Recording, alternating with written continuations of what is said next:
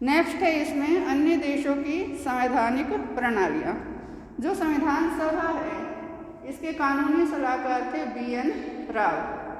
BN Rao को ये जिम्मेवारी सौंपी गई थी कि वो दूसरे देशों की शासन प्रणालियों का अध्ययन करें और वहाँ जो शासन व्यवस्थाएं अच्छे से संचालित की जा रही है उनको भारत के संविधान में शामिल किया जा सकता है या नहीं किया जा सकता, उसके बारे में अपनी रिपोर्ट्स प्रस्तुत करें।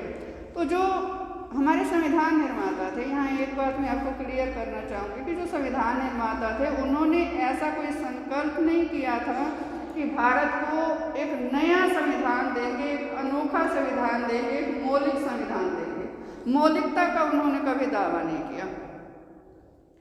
उनका जो उद्देश्य था वो ये था कि भारत के लिए एक ऐसा संविधान हो जो उपयोगी हो, जिससे जो भारतीयों का जीवन है, जो आगे आने वाली पीढ़ियां हैं हमारी, उनका जीवन समृद्ध हो और भारत भी प्रगति करे, विकास करे। ऐसा संविधान बनाने का उनका संकल्प था, मौलिक संविधान बनाने का संकल्प नहीं था। इसलिए BN राव को ये जिम्मेवारी सौंपी गई थी कि वो दूसरे देशों की शासन प्रणालियों का अध्ययन करके रिपोर्ट प्रस्तुत करें।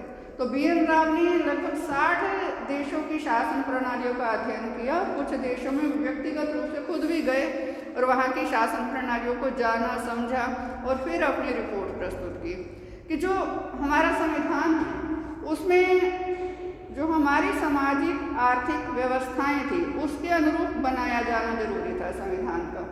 तो ऐसे में जो संविधान निर्माता थे उन्होंने क्या देखा कि जैसे इंग्लैंड में संसदीय शासन प्रणाली अच्छे से कार्य कर रही है, लेकिन एकात्मक शासन प्रणाली छोटे देशों के लिए होती है। तो इंग्लैंड से संसदीय शासन प्रणाली तो ले ली, लेकिन एकात्मक शासन प्रणाली छोड़ दी। इसी तरह से अमेरिका से संघात्मक शासन प्रणाली तो ली, लेकिन अध्यक्षात्मक शासन प्रणाली छोड़ दी, क्योंकि अध्यक्षात्मक शासन प्रणाली के लिए लोगों का पढ़ा लिखा होना और राजनीतिक रूप से बहुत जागरूक होना वो अनिवार्य है। और हमारे देश में उस समय इन दोनों ही बातों का अभाव था।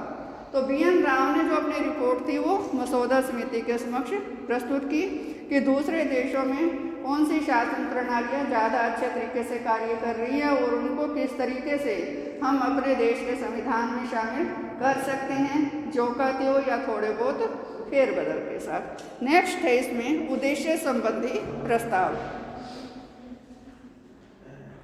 उद्देश्य संबंधी प्रस्ताव 13 दिसंबर 1946 को जवाहरलाल नेहरू ने संविधान के उद्देश्यों संबंधी संविधान सभा में प्रस्तुत किया था। संविधान सभा की प्रथम बैठक कब हुई थी? 9 दिसंबर 1946 को। उस दिन संविधान सभा के कार्यवाहक अध्यक्ष बनाए गए थे सच्चिदानंद सिन्हा। क्यों बनाए गए थे? क्योंकि वही आयु में सबसे बड़े थे। और 2 दिन बाद 11 दिसंबर 1946 को संविधान सभा के अध्यक्ष बनाए गए डॉक्टर राजेंद्र प्रसाद, स्थायी अध्यक्ष। वो कार्यवाहक अध्यक्ष थे और डॉक्टर राजेंद्र प्रसाद स्थायी अध्यक्ष।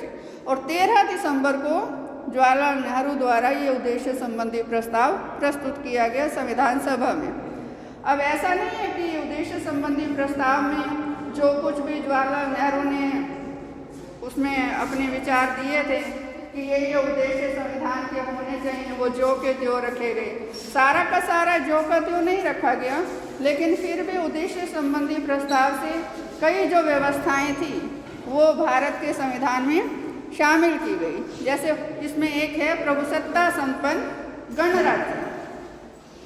प्रभुसत्ता संपन्न का अर्थ कि किसी बाहरी शक्ति का, किसी दूसरे देश का कोई हस्तक्षेप देश के कार्यों में ना हो, आंतरिक मामलों में कोई भी हस्तक्षेप ना हो। और गणराज्य को दूसरे उसमें कहते हैं गणतंत्र। गणतंत्र का अर्थ मैंने बताया था आपको क्लास में कि गणतंत्र ऐसी शासन प्रणाली को कहते हैं जिसमें जो देश के सर्वोच्च पद पर आसीन व्यक्ति है वो जनता द्वारा प्रत्यक्ष अथवा अप्रत्यक्ष रूप से चुना जाता है, पैतृक आधार पर नहीं होता। तो हमारे देश में सर्वोच्च पद कौन सा है? राष्ट्रपति का, और राष्ट्रपति जनता द्वारा अप्रत्यक्ष रूप से चुना जाता है। तो प्रभुसत्ता संपन्न गणराज्य, इसकी जो व्यवस्था या इसका जो वर्णन है वो उद्देश्य संबंधी प्रस्ताव में किया गया था। साथ ही साथ इसमें और जो व्यवस्थाएं उद्देश्य संबंधी प्रस्ताव में थी वो थी कि जो सभी शक्तियां हैं, शासन संबंधी शक्तियां, वो जनता में निहित होगी और जनता को अधिकार भी संविधान के माध्यम से दिए जाएंगे। और इसके साथ ही साथ जो अल्पसंख्यक हैं, पिछड़े वर्ग हैं, इनके लिए भी संविधान में व्यवस्थाएं की जाएंगी।